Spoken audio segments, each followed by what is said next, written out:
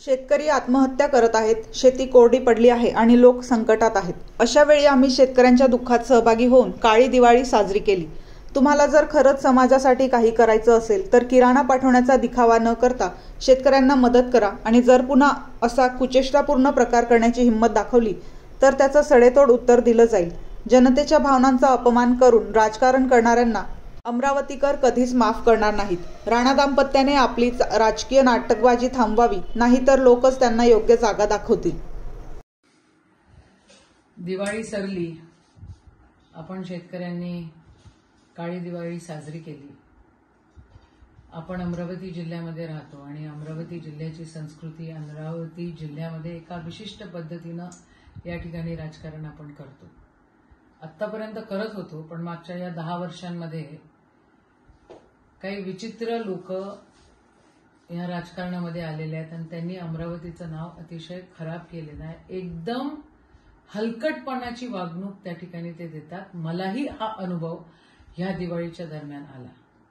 हा माझा कार्यकर्ता आहे. मी इथे नव्हती आणि त्यावेळेला एक पाकिट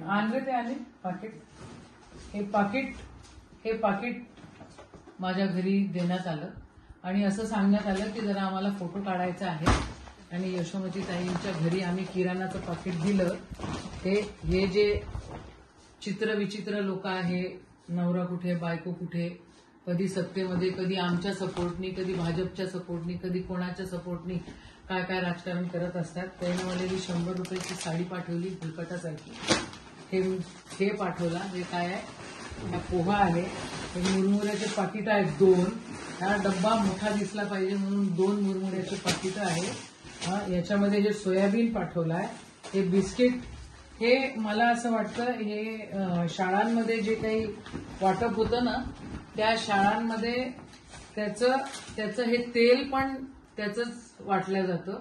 शाळांमध्ये जे काही अन्न वाटप होतं ते आहे. साखरेचं एक पुडा आहे, एक कायचा आहे, मिठाचा आहे बहुतेक हा पुडा.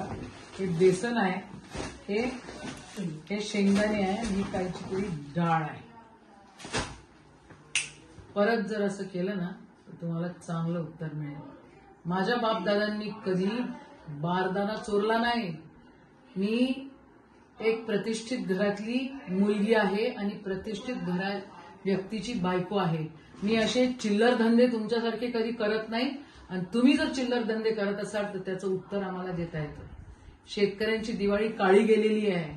अरे हरामखोरांनो, तुम्हाला जर ह्या प्रकारे तुम्हाला जर आमचा अपमान करायचा असेल